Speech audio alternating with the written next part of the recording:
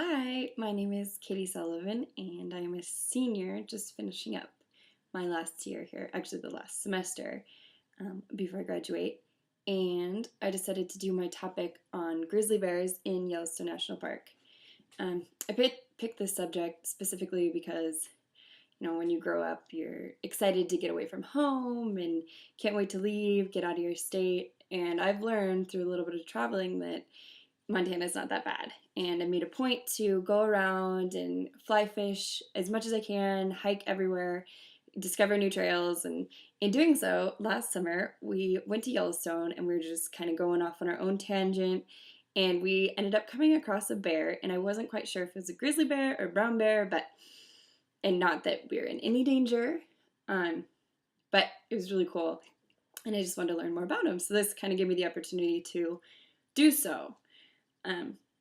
And along with that, I did learn a lot I picked grizzly bears specifically because there was more information on them and quite a bit of research and studies that were done, specifically in Yellowstone as well. And with that, my paper, I learned so much about, their diet, the population, their habits, how they interact with each other, cub rearing, everything.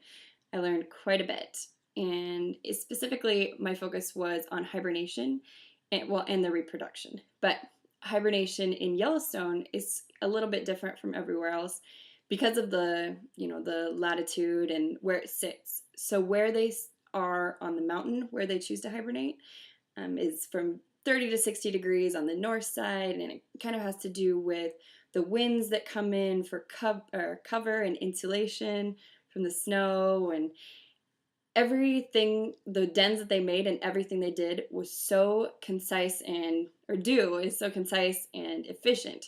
I mean, the den size, the entrance that they go in, is just barely big enough to fit through. So that's very efficient in that when the snow comes through, it'll cover the den whole and provide a lot of insulation. They also build the tunnel that they go through. They do it at an upward slope, so it maintains a lot of the heat where they reside, and the cover that they put on the ground for the bedding and everything that the grizzly bears do specifically is to maintain, their body heat and control it pretty much. And it was neat to learn how they hibernate differently compared to other animals.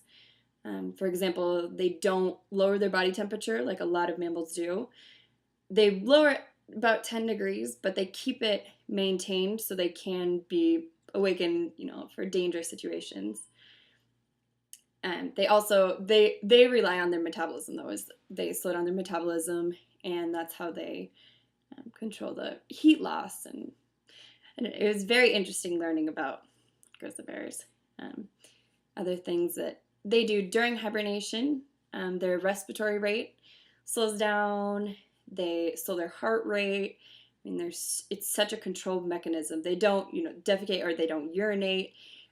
And the cool thing about grizzly bears, well, bears actually specifically, they cycle through their urine. So instead of urinating or getting rid of that urea, the poisonous urea, they turn it into a protein that they can use. So they recycle that throughout their body, and that maintains the huge amount of water and all of the food and water that they get in the fall that they preserve, I guess. They just recycle that, and they burn, it was like 15 to 20,000 calories a day while they're hibernating, which is unreal. So they have to stock up a lot in the fall. So Yellowstone, the bears in Yellowstone, there's so many of them. I mean, throughout, I think in the northern half of the United States, so Alaska, that's where most of the grizzlies are found. But in the northern half, most all of them, there's like 600 out of, a couple thousand that are in Yellowstone, which, if you don't already know, it's located primarily in Wyoming. It reaches up into Montana and Idaho. But Yellowstone National Park was actually the first park that was made in the U.S., and that was under Ulysses S. Grant, which was really cool to learn, too. I did a lot of fun facts that I had never known. It reaches into my home state. Other things about Yellowstone that I learned are, the mountain ranges and how they change the gradients and where on the mountain they stay.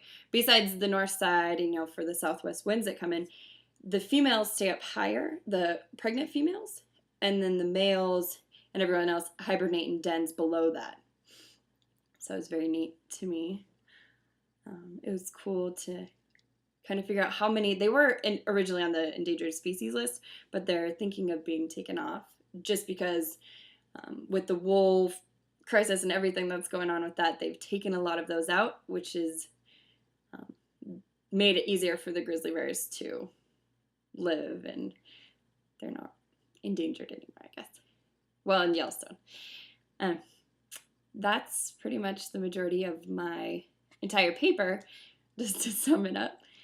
It was neat getting to see all of the different, databases and the different sources that we could go to find the information.